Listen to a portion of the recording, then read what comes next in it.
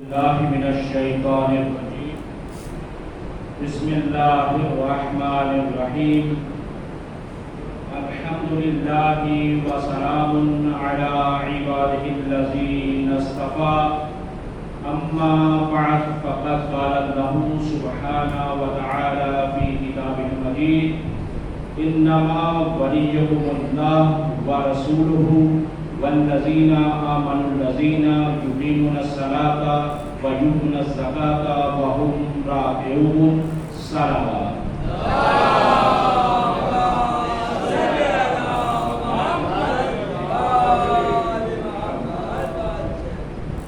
سب سے پہلے آج کی شب کی مناسبت سے اور ان ایام کی مناسبت کے اعتبار سے اپنے انتہائی دل کی گہرائیوں سے آپ جیسے عظیم مومنین اور اہل بلا کو مبارکباد پیش کرتا ہوں اور دعا کرتا ہوں پروردگار عالم آپ سب لوگوں کو اسی طرح سے خوشیاں نصیب فرماتا رہے اور آپ لوگوں کی توفیقات خیر میں پروردگار عالم مزید اضافہ فرمائے۔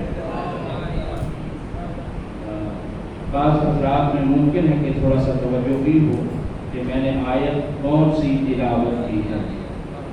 آیت ولایت تلاوت کی ہے میں نے، جبکہ عام طور پر چاہیے یہ تھا کہ یا آیت تبلیغ پڑھتا یا آیت مباہلہ پڑھتا، کیونکہ ہمارے ہاں یہ دو عنوان مشہور ہیں۔ لیکن متوجہ کرنا چاہتا ہوں اور محظوظ بھی کرنا چاہتا ہوں وہ یہ ہے کہ یہ جو آج کی شب، توجہ فرمائیے گا ذرا، ٹھیک ہے، مختصر وقت میں مجھے پیغام مکمل دینا ہے، وہ یہ ہے کہ آج کی شب جو ہے وہ صرف اور صرف عید مباہلہ کی شب نہیں ہے۔ پہلے ذرا غور کر لیں، عید مباہلہ ہی کی شب نہیں ہے بلکہ شب آیت نزول ولا بھی ہے۔ یہ آیت ولا نزول کی شب بھی ہے، یعنی 24 کو فقط مباہلہ نہیں ہوا بلکہ وہ ولایت کی آیت جو علی علیہ السلام کی ولایت کو بیان کر آج کی شب شب مباہلہ ہے۔ دوسری مناسبت شب ولایت ہے، اس اعتبار سے آیت ولایت نازل ہوئی ہے۔ آیت کی شب اسی اعتبار سے ہے، یعنی 24 کو آیت ولایت کا نزول ہے۔ اور پھر تیسری مناسبت اور وہ بھی اہم ترین مناسبت ہے، وہ کون سی ہے؟ آیت تطہیر کا نزول ہے۔ اللہ اکبر، توجہ فرمائیں، یعنی آج کی شب کوئی عام شب نہیں ہے اور کل کا دن کوئی عام دن نہیں ہے، روز مباہلہ بھی ہے، آیت ولایت کی نزول کی دن بھی ہے اور اسی طرح سے آیت تطہیر کا بھی دن ہے۔ تو اب یہ ہے کہ آپ موضوع کتنے ہو گئے؟ صرف آج کی شب کے 3 موضوع ہو گئے۔ اور کیا غدیر بھول گئے ہم؟ غدیر نہیں۔ کسی نے ہمارے جب عالم دین سے پوچھا کہ یہ بتائیں کہ آپ محرم اس انداز سے کیوں مناتے ہیں، شدومت کے ساتھ، اتنے جوش و خروش کے ساتھ کیوں مناتے ہیں؟ تو انہوں نے پڑھ کر یہی جواب دیا تھا کہ کہیں تم غدیر کی طرح محرم کو بھی بھول نہ جاؤ۔ تو لوگ غدیر کو بھول جاتے ہیں لیکن اہل بلا غدیر کو نہیں بھولتے۔ بس یہ ہے کہ 4 مناسبتیں ہیں اور بس مختصر وقت رہے گا، اسی پر تھوڑا سا ایک خلاصہ آپ کی خدمت میں پیش کرتا چلا جاؤں گا۔ بس یہ کہ سب سے پہلے غدیر میں بھی میں آپ ماشاءاللہ غدیر منا چکے ہیں اور سن چکے ہیں اور مسلسل ماشاءاللہ سبھی اہل بلا اور مومنین بیٹھے ہیں، آپ ہمیشہ سنتے چلے آ رہے ہیں۔ میں کوئی نئی چیز بیان نہیں کرنے جا رہا، لیکن ایک خط ہے جو خاص طریقے سے اس کو کھینچنا چاہتا ہوں اور اس طرف خاص توجہ دلانا چاہتا ہوں جس طرف کم لوگوں کی توجہ رہتی ہے۔ ایک تو یہ ہے کہ پہلے ذرا یہ پیغام دے دیجیے گا، پیغام ضروری سمجھ رہا ہوں کہ ابھی مغرب سے پہلے شریعت الحسین میں مجلس سے خطاب کیا ہے، وہاں بھی ایک پیغام چھوڑا ہے، یہاں بھی ایک پیغام دینا چاہتا ہوں۔ وہ یہی ہے کہ سب سے پہلے یہ ہے کہ آیت تبلیغ کیا ہے؟ یا ایھا الرسول بلغ ما انزل الیک من ربک وان لم تفعل فما کہ اے میرے حبیب پہنچا دیجئے، یعنی رسول کو مخاطب کیا جا رہا ہے، یا ایھا الرسول، اے رسول آپ پہنچا دیجئے اس پیغام کو جو آپ پر پہلے نازل ہو چکا۔ ماضی کا لفظ بتا رہا ہے کہ غدیر کے مقام پر نہیں، اس سے پہلے نازل ہو چکا۔ اب کب نازل ہوا وہ ایک مفصل موضوع ہے، بس جلدی سے اپنے مطلب پر آنا چاہتا ہوں اور اس کے بعد اپنا ایک خاص پیغام بھی دینا چاہتا ہوں۔ وہ یہ ہے کہ پیغمبر کو یہ توجہ دلا کر کہا جا رہا ہے کہ میرے حبیب اے رسول پیغام کو پہنچا دیجیے۔ وَإِن لَمْ تَفْعَلْ فَمَا بَلَّغْتَ رِسَالَتَهُ، کہ اگر تو نے یہ پیغام نہ پہنچایا تو رسالت کا کوئی کام انجام نہ دیا۔ یعنی یہ ہے کہ پیغمبر کی ظاہری طور پر رسالت کی بظاہر زندگی تیری سادہ زندگی ہے۔ 40 سال پیغمبر خاموش طریقے سے تبلیغ کرتے رہے، اپنے عمل سے تبلیغ کرتے رہے، اسی لیے تو صادق و امین کہلاتے جاتے رہے۔ اور پھر اسی طرح سے پھر 23 سالہ تبلیغ ہے جس کے اندر شریعت ہے، دین ہے، نماز ہے، روزہ ہے، حج زکات ہے اور مکمل عقائد کا نصاب ہے جو پیغمبر نے دیا ہے۔ یعنی اگر دیکھ لیا جائے کہ اس بات سے لے کر توحید تک جو پیغمبر نے بیان کیا ہے، لیکن آواز قدرت یہ آ رہی ہے فَإِن لَمْ تَفْعَلْ فَمَا بَلَّغْتَ رِسَالَتَهُ، اگر تو نے یہ کام انجام نہ دیا تو تو نے کوئی کار رسالت انجام ہی نہیں دیا۔ گویا کہ نہ نماز کو پہنچایا، نہ روزے کو پہنچایا، نہ حج کو پہنچایا، نہ معاد، نہ قیامت، کسی چیز کو تو نے بیان ہی نہیں کیا۔ تو عزیزان محترم، یہ تھی وہ خدا کی طرف سے خاص ایک پیغام کی نسبت جو کہی گئی پیغمبر سے کہ اتنے زور سے کہ اگر تو نے یہ کام نہ کیا، اور اس کے علاوہ کسی جگہ پر بھی پیغمبر کو اتنی تنبیہ کے ساتھ نہیں کہا گیا جتنا اس مقام پر کہا جا رہا ہے۔ تو بس اس سے ایک تو یہ پتہ چلا کہ پورے قرآن میں لفظ جسے تبلیغ کہنا چاہیے اور تبلیغ کا صیغہ امر آیا ہے، اور پھر صیغہ امر بہرحال واسطے تو بات بہت ہے۔ غدیر خود ایک ایسا موضوع ہے کہ الحمدللہ ایران کے اندر تو تاہے ولایت منایا جاتا ہے۔ تاہے ولایت کا مطلب یہ ہے کہ کم سے کم 10 روز غدیر پڑی جاتی ہے۔ 10 روز غدیر پڑی جائے پھر پتا چلے گا کہ غدیر کیا ہے۔ تو بس اسی پر یہ ہے کہ پورے قرآن کے اندر تبلیغ ایک ہی چیز کا حکم آیا ہے، کسی اور چیز کا لفظ تبلیغ کا نہیں ہے۔ واقعی مسلات وآتوا الزکاۃ لفظ یوں کہتے آتے رہے، کتب علیکم الصیام یوں آیا ہے، لیکن تبلیغ کرو کا لفظ نہیں ہے۔ فقط ایک ہی مقام ہے جہاں پر یہ کہا جا رہا ہے یا ایھا الرسول بلغ ما انزل، یعنی تبلیغ کر دے۔ اور یہ صیغہ باب تفعیل کا ہے جس کا مطلب ہوتا ہے مسلسل، یعنی مسلسل تبلیغ فرماتا ہے۔ یہی وجہ ہے کہ پیغمبر نے مسلسل تبلیغ کی ہے، وہ عشیر سے لے کر غدیر تک، یعنی دعوت ذوالعشیرہ سے لے کر غدیر تک، اور بلکہ اپنے آخری پیغام تک بھی یہ ہے کہ جب بستر پر تھے اس وقت بھی بیان کرتے رہے کہ میں تمہیں کوئی ایسی چیز لکھ کر دے دوں تاکہ تم میرے بعد گمراہ نہ ہو جانا۔ تو بس مسلسل تبلیغ ہے، یہ خود قرآن کی ایک لطافت ہے کہ ایک دفعہ امر نہیں آیا ہے، مسلسل امر ہے کہ تبلیغ کرتے رہو۔ پر میں ابھی وہاں پر نہیں رکنا چاہتا، اسی جملے پر آنا چاہتا وَإِن لَمْ تَفْعَلْ فَمَا بَلَّغْتَ رِسَالَتَهُ، اگر تو نے یہ کام انجام نہ دیا تو تو نے کچھ انجام نہیں دیا ہے، یعنی دین کا کچھ پہنچایا نہیں ہے۔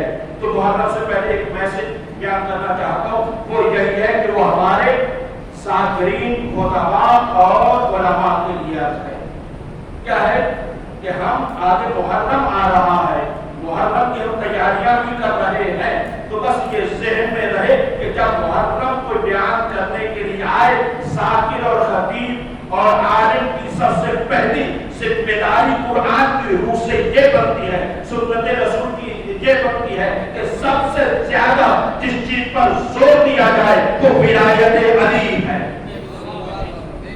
اور یہ ولایت علی ہے۔ پورا پیغام کو محسوس کیجیے گا، اگر کسی منبر پر آنے والے خطیب یا عالم یا ذاکر نے اگر علی کی بنا پر گفتگو نہ کی اور اس کے علاوہ جو کچھ بھی کہتا رہا، چاہے وہ اخلاقیات بیان کرے، چاہے وہ دین بیان کرے، چاہے وہ شریعت بیان کرے، جو کچھ بھی بیان کرتا رہا، جیسے نبی کے لیے یہ کہا جا رہا تھا فَإِن لَمْ تَفْعَلْ فَمَا بَلَّغْتَ رِسَالَتَهُ، کہ اگر تو نے علی کی ولایت کو نہ پہنچایا، تو نے کوئی کار رسالت انجام ہی نہیں دیا، تو میں یہی کہنا چاہوں گا کہ اگر اہل ممبر نے اگر علی کی ولایت کو بیان نہیں کیا تو سب کچھ بیان کرتے رہے، قرآن کی روح سے کچھ بیان نہیں کیا۔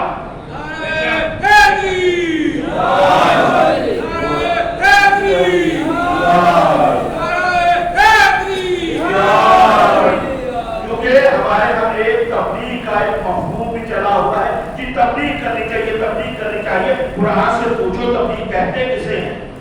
قرآن کے اندر ایک ہی لفظ تبلیغ کا حکم ہے پورے قرآن کے اندر، اور وہ ہے علی علیہ السلام کی ولایت کی تبلیغ۔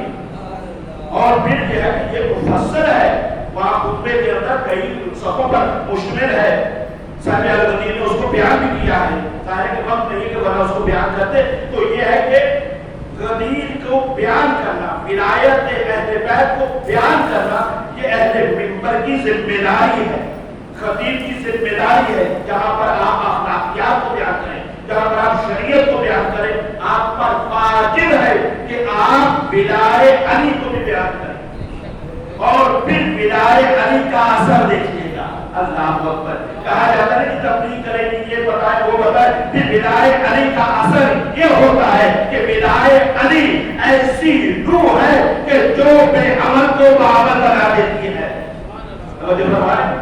جو بے عمل کو باعمل بنا دیتی ہے، کیونکہ وہ اپنے آپ کو علی کی ولایت کے آئینے میں دیکھ رہا ہوتا ہے کہ علی کی ولایت کیا ہے، یعنی علی کا کردار کیا ہے، علی کا اخلاق کیا ہے، علی کا چلنا کیا ہے، علی کا بیٹھنا کیا ہے، علی کا سارے کردار کو مجسم کر کے دکھا دیتی ہے۔ تب جو علی کی ولایت کا تب پڑھ رہا ہوتا ہے، اسے وہ روشناس کر کے، اسے بیان کر کے یہ سکھا دیتی ہے کہ علی کا کردار یہ ہے، اگر تمہیں مولائی بننا ہے تو پھر علی کو بھی علی کے پیچھے چلنا ہوگا۔ یہ ہے علی کی ولایت کا اثر ہے عزیزو۔ یہ تو میں نے اپنے لیے کر دیا بیان، اگر اجازت دے ناراض نہ ہو تو اپنے خاص مومنین کے لیے بیان کروں۔ غالب بھائی آپ نے جملہ وہاں بیٹھ کے بھی یہ سنا، میں یہ پیغام کے طور پر دے رہا ہوں، آپ گفتگو تو مجھے کرنا ہے۔ پیغام یہ ہے کہ جہاں پر آپ یہ مجلسیں سن رہے ہیں انشاءاللہ تعالیٰ، بڑے فخر سے رات کو ہم بیٹھتے ہیں، فون پہ بات کرتے ہیں گھر والوں کو، آج ہم نے 4 مجلسیں کی، 5 مجلسیں کی، 6 مجلسیں کی، الحمدللہ کرنی چاہیے، اور جتنا ہو سکے کرے مجلسیں۔ عزیزان گرامی، یہ کم ہے، لوگ کہتے ہیں اتنی مجلسیں ہو رہی ہیں، بھائی یہ کم ہے، جن کے نام پر پورا سال رزق کھاتے ہیں ان کے لیے تحصیل بھی ہمارے پاس ٹائم نہیں ہے۔ یہ سوچنے کی، تصور کرنے کی بات ہے۔ بہرحال تو یہ ہے کہ رات کو ہم جب بیٹھے تو یہ جب ہم حساب کرتے ہیں کہ آج ہم نے کتنی مجلسیں سنی، تو بس ایک نقطے کو مد نظر رکھنا کہ اگر آپ نے 5 یا 10 مجلسیں سن لی، لیکن اگر آپ نے کسی ممبر سے علی کی ولایت کو نہ سنا، توجہ ہے کہ آپ سب کے لیے پیغام ہے، یعنی اگر آپ نے نہ سنا تو گویا کہ آپ نے کچھ نہیں سنا۔ یہ آیت کا مزاج یہ بتا رہا ہے، جیسے پیغمبر کے لیے ہے، جیسے خطیب کے لیے، ایسے سامعین کے لیے بھی ہے کہ اگر انہوں نے علی کی ولایت کو نہیں سنا تو کچھ نہیں سنا۔ لہذا سامعین کا پہلا فریضہ ہے، فریضہ ذمہ داری، اس کو کم نہ لیجیے گا۔ میں کبھی اس ماحول میں نہیں ہوں کہ میں اس چیز کی اہمیت کو اور طریقے سے بیان کروں۔ آپ ماشاءاللہ سبھی اہل بنا ہیں جن کی اہمیت کو سمجھتے ہیں، اس کی اہمیت کتنی زیادہ ہے اس کو بہت محسوس کرتے ہیں۔ اس وجہ سے یہ ہے کہ آپ باقاعدہ ڈیمانڈ کریں خطیب سے، جیسے کہا جاتا ہے کہ فلاں چیز پر ذرا بولیں، ذرا فلاں چیز پر بولیں، بھی ولایت پر بھی خطیب کی ذمہ داری ہے، اور سامعین کو چاہیے کہ وہ سنیں۔ تو بس یہ کہ یہاں تک پیغام کافی ہو گیا۔ آپ ذرا آتے ہیں کہ غدیر میں کیا ہوا، اور غدیر ماشاءاللہ آپ سر تھوڑا سا بیدار ہیں۔ میں نے یہاں بھی ایک پیغام ایک دوسرے انداز میں دینا ہے کہ جو ہمارے یہاں بیان نہیں کیا جاتا، ذرا اس چیز کو بیان کیا جائے۔ غدیر میں مولا علی علیہ السلام کو کس طرح سے پیغمبر نے کھڑا کیا تھا؟ آپ ذرا بات سوچ رہے ہو کہ کیا فرق پڑتا ہے کہ دائیں کھڑا کیا ہو یا بائیں کھڑا کیا ہو، کیا فرق پڑتا ہے؟ برابر میں کھڑا تو کر دیا تھا، اور ہمارے جتنے آپ دیکھیں جو پوسٹ ہوتی ہیں آپ تصویریں دیکھتے ہیں وہ سب کی سب ایک ہی انداز میں ہوتی ہیں کہ ادھر سے علی علیہ السلام کا ہاتھ پکڑے پیغمبر کا، اس طرح سے تصویریں تقریباً ایسے ہوتی ہیں. لیکن آپ کی خدمت میں عرض کرنا چاہتا ہوں کہ ایک نہیں متعدد روایات ہیں اور تمام مکاتب فکر، تمام اہل اسلام کی معتبر کتابوں کے اندر جس کیفیت کو بیان کیا گیا ہے اس کیفیت کو بیان کرنا ضروری ہے. بس اس کیفیت کو بیان کرنا چاہتا ہوں کہ غدیر میں علی علیہ السلام کو کیسے پیش کیا گیا. کیا ایسے پیش کیا گیا؟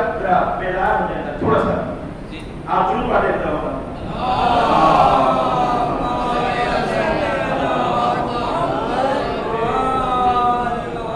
ویسے تو یہ ہوتا ہے کہ غدیر کو غدیری پڑھ کے سنا جاتا ہے.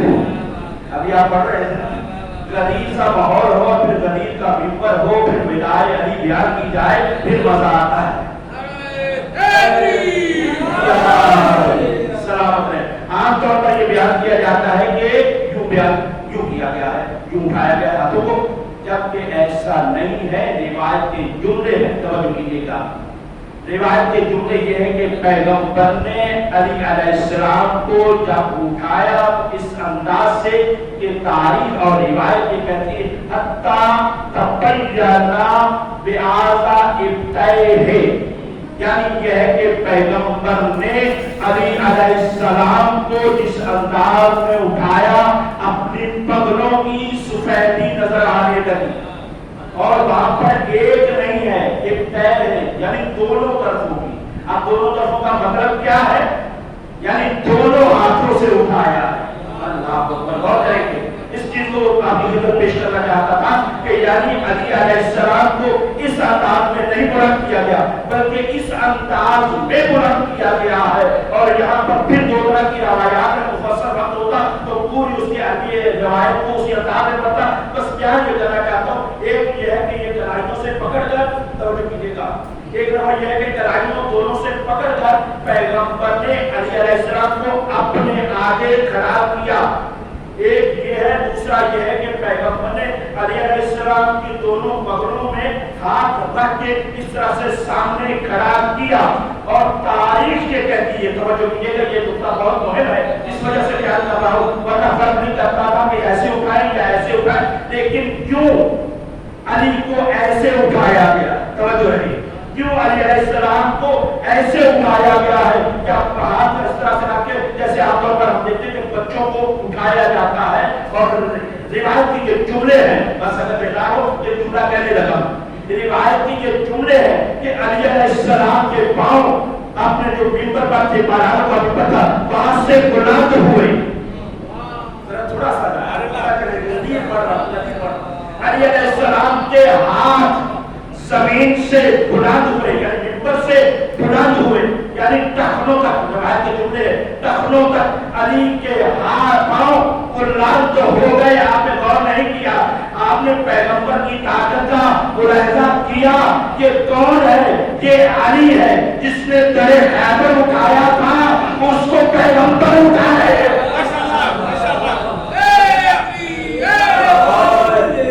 جس نے درے خیبر اٹھایا تھا اس کو پیغمبر نے دونوں ہاتھوں سے اٹھا دیا اور اس طرح سے بلند کیا. اور روایت کے جملے ہیں حتی غاب عن الناس، پیغمبر لوگوں سے اوجھل ہو گئے. پیغمبر لوگوں سے اوجھل ہو گئے، یعنی سامنے علی آ گئے اور علی کے پیچھے پیغمبر ہیں. اس انداز سے آپ توجہ کیجیے گا، سامنے کون ہے؟ علی ہے. یعنی بتایا یہ جا رہا ہے کہ اس وقت نبوت بالغ کے پیچھے جا رہی ہے اور امامت کا چاند نمودار ہو رہا ہے. امامت کا چاند نمودار ہو رہا ہے. بس یہاں پر ایک جملہ بس اور کہنا چاہوں گا کہ عام طور پر کیا ہوتا ہے؟ عام طور پر یہ ہوتا ہے کہ پیغمبر حدیث کو بیان کر دیتے ہیں. عام یہ ہوتا ہے، بس اس بات کو بھی تھوڑا سا پیش کر کے خدمت ہے کہ پیغمبر ایک چیز کو بیان کرنا چاہتے تھے کہ بیان کر دیتے تھے. یعنی پانی اگر پینا ہے تو 3 سانس لے کر پانی پیئیں، رات کو بیٹھ کر پیئیں، دن کو کھڑے ہو کر پانی پیئیں، یعنی اس طرح سے بیان کر دیا جاتا تھا.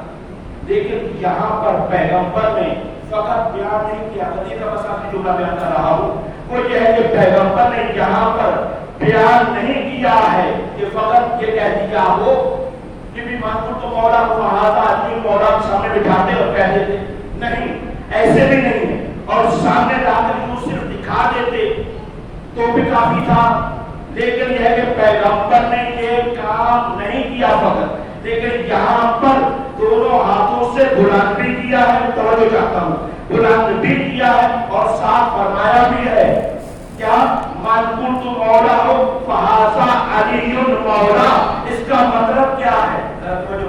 اس کا مطلب کیا ہے کہ مولا آپ نے جب کہہ دیا تو کافی تھا، یا آپ نے اٹھا کے دکھا دیا تو کافی تھا، لیکن اللہ نے پیغمبر کی نظریں آنے والے قیامت تک تمام لوگوں کی فکروں کو دیکھ رہی تھی، لہذا اس وجہ سے کوئی یہ نہ کہے کہ میں نے سنا نہیں، کوئی یہ نہ کہے میں نے دیکھا نہیں، لہذا پیغمبر نے کہ دونوں کام کر کے دکھا دیے کہ جو بہرا ہے سن نہیں سکتا وہ دیکھ لے، من کنت مولا ہو فہذا علی مولا، اور جو انتا ہے وہ سن لے، من کنت مولا ہو فہذا علی مولا۔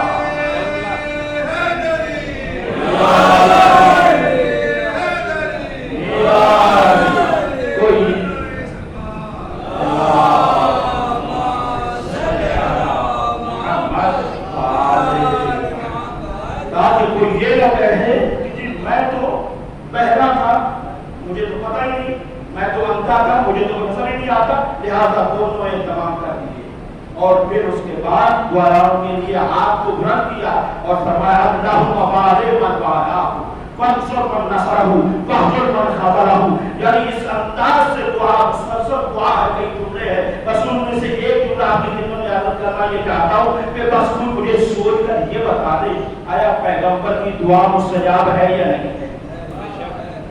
یقیناً مستجاب ہے نا، اگر پیغمبر کی دعا مستجاب نہیں ہے تو پھر کس کی ہوگی؟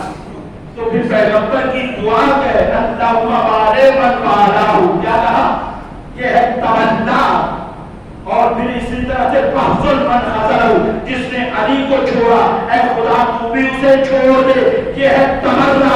ہمیں غدیر سے تمنا بھی ملا ہے، تمنا بھی ملا ہے۔ اب اگر کوئی کہتا ہے تمنا نہ کرو تو وہ سمجھ لو غدیری نہیں ہے، تمنا سے روکے وہ غدیری نہیں ہے، لیکن علماء تمنا سے نہیں روکتے، وہ سب سے روکتے ہیں، سب اور چیز ہے، تمنا اور چیز ہے۔ جس طرح سے بارہ میں نے بریکٹ میں تبیہ بھی کرنا چاہتا ہوں کہ جیسے نماز کا مسئلہ آپ علماء سے پوچھتے ہیں، اسی طرح سے آپ فروضی میں کیا ہے یہی نا آخری تمنا تمنا کہتے ہیں، ویسے میں اگر اسلائی جملہ کہہ دوں تو تولی اور تبری ہوتا ہے، اصل عربی میں تولی اور تبری ہے، لیکن کیونکہ ہمارے اردو میں تمنا اور تمنا کہا جاتا ہے تو اس حوالے سے یہ ہے کہ جیسے نماز کا مسئلہ پوچھتے ہیں، فروضی کتنے ہیں؟ 10 طرح بولوں گے 10 ہے نا، تو ان میں سے آخری تمنا اور تمنا ہے، تو ان پر بھی آپ اسی طرح سے جیسے نماز کا مسئلہ پوچھتے ہیں، روزے کا مسئلہ پوچھتے ہیں، ایسے تمنا اور تمنا کا مسئلہ بھی علماء سے پوچھا کریں کہ کہاں پر کرنا ہے اور کیسے کرنا ہے۔ یہ بات دونوں طرف سے کہنے والی کی بات یہ ہے کہ پیغمبر کی دعا مستجاب ہے۔ یہاں پر غدیر ہوگی، آپ باقی چیزیں پڑھوں یا جانے دیں؟ سلامت رہیں، بس میں نے کہا ٹھیک ہے، میں کوئی سے زیادہ نہیں ہے، میں نے کہا کہ وقت نہیں ہے، بس اسی کو ٹچ کرتے ہوئے دوسری کون سی مناسبت ہے؟ مباہدہ۔ مباہدہ کے لیے آپ تشریف فرما ہے، مباہدہ کے لیے اتنے، کیونکہ دیکھیے اس کا پھر پس منظر ہے پورا کہ مباہدہ کے اندر کون کون ہستیاں آئیں، اور پھر ایک موضوع الگ سے ہے، کبھی انشاءاللہ میں اس کو بیان کروں گا کہ یہ جب آئے ہیں تو کس پروٹوکول کے ساتھ آئے ہیں، ان کا پروٹوکول کیا تھا، تو اس انداز سے بھی طرح اس کو ملاحظہ کرنے کی ضرورت ہے۔ تو غیر بہرحال یہ ہے کہ یہاں پر دیکھیے اس مقام پر جو مباہدہ ہوا ہے، یہاں پر خطرہ کس چیز کو تھا؟ خطرہ توحید پر ہو رہا تھا، کیونکہ توحید خطرے میں جا رہی تھی، یعنی عقیدہ توحید کی بات کرو، خدا کے ساتھ اپنی جگہ پر مسلم ہے، اگر ساری دنیا بھی چھوڑ دے تب بھی وہ خدا ہے، لیکن عقیدہ توحید خطرے میں تھا، لہذا اسی وجہ سے یہی وہ ہستیاں ہوتی اور چلی ہے میدان میں، اور یہ وہ میدان ہے کہ جہاں تلوار نہیں چلی، کردار چلا ہے۔ اللہ جہاں تلوار نہیں کردار چلا ہے. ہم تو یہ کہتے ہیں عزیزو، لوگ ہمارے اوپر کو مختلف اعتراض کرتے ہیں، ہم یہ کہتے ہیں ٹھیک ہے جہاں پر تلوار چلنا تھی وہاں آپ رہ نہ پائے، لیکن جہاں پر تلوار نہیں چلی وہاں تو آ جاتے. لیکن وہاں پر جو صداقت کی مہر لگنے والی تھی وہ کسی کے پاس تھی ہی نہیں. تو بس اس کو بھی میں نے مختصر کر دیا. بس جلدی سے یہی ہے کہ اور کون سا موضوع تھا ذرا یاد ہے؟ آئے ولایت کا نزول ہے اور حدیث قصہ کا.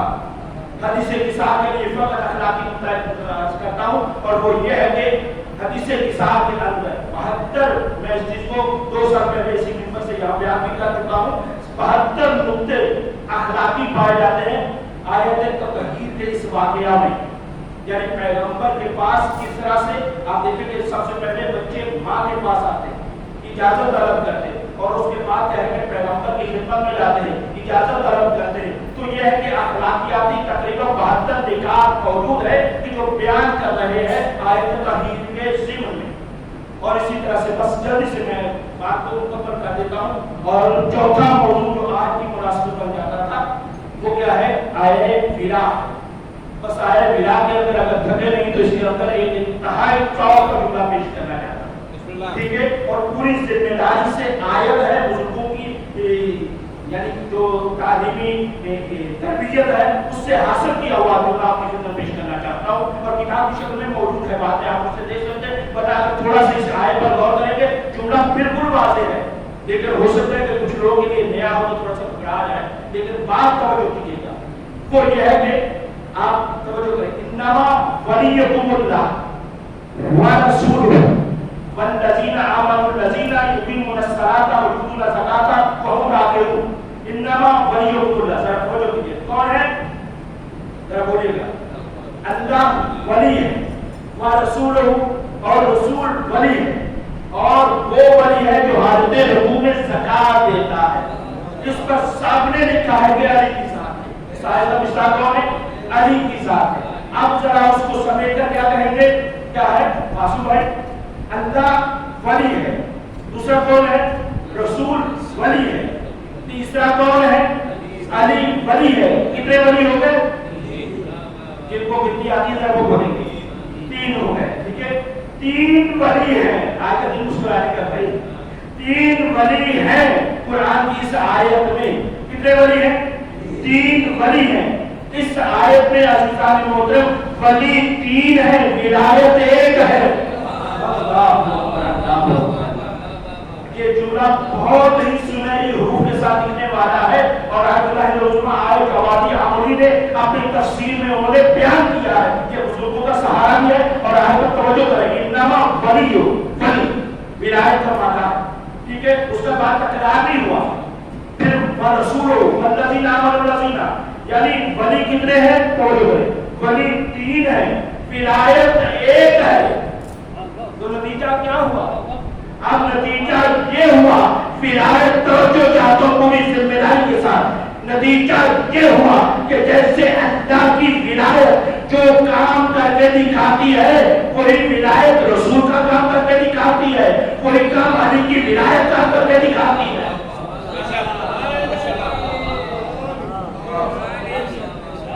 سلامت رہے. کوئی ولایت 1 ہے. ذمہ داری سے بات کر رہا ہوں.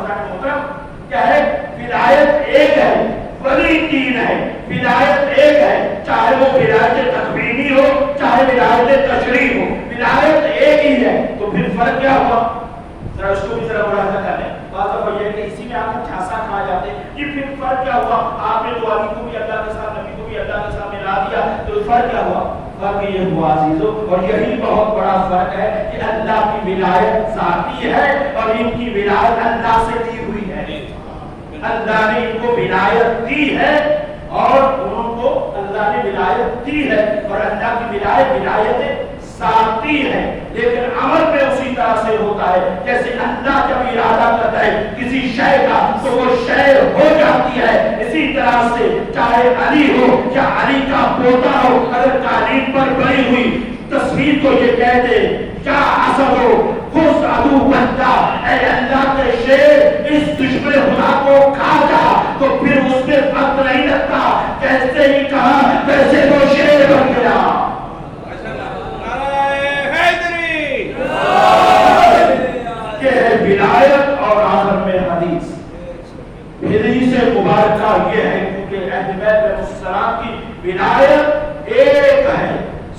ولایت ایک ہے. اسی وجہ سے معصوم فرماتے ہیں ان اللہ جعل ولایتنا. میں عرض کرنا چاہوں گا کہ میں اتنا اشارہ کرتا ہوں کہ اگر انشاءاللہ وقت رہا تو 3 سے 7 ربیع الاول کا جو خمسہ ہے اس میں اس کو مزید بیان کر سکوں گا، لیکن یہاں ابھی صرف اور صرف ایک اشارہ دینا چاہتا ہوں اور بہت توجہ والا صرف، کیونکہ اس کی وضاحت کروں گا وقت نہیں ہے. وہ یہ ہے کہ ان اللہ جعل ولایتنا اہل بیت. اللہ تعالیٰ نے ہماری ولایت کو قرار دیا. کیا قرار دیا؟ یہی توجہ کریں گے کہ آج ولایت کے حوالے سے جو ہم موضوع میں گفتگو کر رہے ہیں کیا قرار دیا؟ فرمایا کتبہ قرآن، فرمایا کہ کتب قرآن قرار دیا. وہ کتب جمیع الکتب، یعنی دوسرے لفظوں میں پھر آگے بڑھ کر جو ارشاد فرمایا کہ اللہ نے ہماری ولایت کو قرآن کا کتب قرار دیا ہے. سمجھو رہے قرآن کا کتب قرار دیا ہے. وہ کتب جمیع الکتب، اور جتنی بھی کتابیں ہیں، جتنی بھی کتابیں، ان تمام کتابوں کے کتب کا نام ولایت اہل بیت، ولایت اہل بیت ہے. بس یہاں پر آ کے اس غدیر کے ساتھ متصل کرتے ہوئے جملہ آپ کی خدمت میں ہدیہ کرنا چاہتا ہوں کہ جب معصوم نے یہ کہہ دیا کہ ان اللہ جعل ولایت اہل بیت کتب القرآن، یعنی اللہ تعالیٰ نے ہماری ولایت کو کتب قرآن قرار دیا، تو اب یہ دیکھنا ہوگا. اچھا کتب کو سمجھتے جانتے ہیں کتب کسے کہا جاتا ہے؟ نوجوان آپ کے لیے بیان کر دیتا ہوں تو انشاءاللہ جانتے ہوں گے. اگر آپ نے چکی دیکھی، چکی جو چلتی ہے، اس چکی کا پارٹ ہوتے ہیں، دو پارٹ، ایک اوپر ہوتا ہے ایک نیچے ہوتا ہے، اس کے اندر ایک خاص لکڑی سی لگی رہتی ہے. اب نہیں معلوم اس کو دوسری زبانوں میں کیا کہتے ہیں، لیکن عربی میں اسے کتب کہا جاتا ہے. یہ تو ہم کہا کہتے ہیں نا کتب الوحی، لیکن اصل عربی میں اس کو کتب کہا جاتا ہے کہ جو دو پارٹوں کو آپس میں ملا دیتی ہے. اور پھر یہ ہے کہ اس کو چکی کو اپنا دائرے میں محفوظ رکھتی ہے، اس کو کتب کہا جاتا ہے. محور بھی کہا جاتا ہے، لیکن محور ہر چیز کے لیے استعمال ہو جاتا ہے. لیکن یہ چکی کا خاص اس بات اور اس خاص چیز کو جب کہا جا رہا ہے کہ کتب، جب تک چکی چل ہی نہیں سکتی جب اس محور میں نہ ہو، اس کتب کے گرد نہ گھومے. اب یہ کہا جائے کتب القرآن. توجہ ہے کہ روایت بہت ہی مفصل اور عظیم روایت ہے. ہماری ولایت کیا ہے؟ معصوم فرمائے کتب القرآن، ہماری ولایت قرآن کا کتب ہے. توجہ کر لیں، قرآن کا کتب ہے، تمام کتابوں کا بھی کتب ہے. پہلے قرآن کی عظمت کو پہچانے پھر سمجھ میں آئے گا کہ کتب کیا ہوتا ہے. قرآن کی عظمت یہ ہے لو انزلنا ھذا القرآن علی جبل، اگر ہم قرآن کو پہاڑوں پر نازل کرتے پہاڑ ریزہ ریزہ ہو جاتے. ولا ربی ولا یبسی الا فی کتاب مبین، ہر شے کا ذکر قرآن میں ہے. تو عزیزان محترم ہر چیز کا ذکر قرآن میں ہے، تو اب اس کا کتب کیا ہے؟ ہماری ولایت ہے. تو اب قرآن کی بساطی جو راجہ کرنے جا رہا ہے، قرآن کی ہر آیت ولایت اہل بیت سے جڑی ہوئی ہے. قرآن کی ہر آیت، قرآن کی ہر آیت اہل بیت کی ولایت سے جڑی ہوئی ہے. قرآن کا ہر سورہ، توجہ کرنے میں بہت ہی پیارا جملہ تھا، کیا کرے گا قرآن کا ہر سورہ، ارے وہ چاہے سورہ توحید ہی کیوں نہ ہو، وہ سورہ توحید بھی ولایت اہل بیت کے ساتھ جڑا ہوا ہے. اس کا مطلب کیا ہے؟ اس کا مطلب یہ ہے کہ جب تک آپ ولایت اہل بیت کا اقرار نہ کر لیں توحید بھی سمجھ میں نہیں آئے گی، توحید کی سمجھ میں نہیں آئے گی. تمام عقائد کو جوڑنے والی شے کا نام ولایت اہل بیت. الحمدللہ الذی جعلنا من المتمسکین بولایت علی بن ابی طالب. اے پروردگار تجھے واسطہ ہے اہل بیت علیہ السلام کی ولایت کا، ہمیں ہمیشہ ولایت اہل بیت پر ثابت قدم رہنے کی توفیق عطا فرما. یا الہی بحق معصومین علیہ السلام پروردگار عالم، شب عید مباہدہ ہے پروردگار عالم، اس شب کے صدقے میں ہمیں ہمیشہ سچوں کے ساتھ رہنے کی توفیق عطا فرما. اے پروردگار عالم ہمیں سچوں کا ساتھ دینے کی توفیق عطا فرما. اے پروردگار عالم ہمیں ہمیشہ سچ بولنے کی توفیق خاص عطا فرما. یا الہی بحق معصومین علیہ السلام، ہم آیت تطہیر کے साहिबान और साहिब किसा के मानने वाले हैं परवरदिगार आलम हमें हमेशा अपनी फिक्रों में तहारत अता फरमा।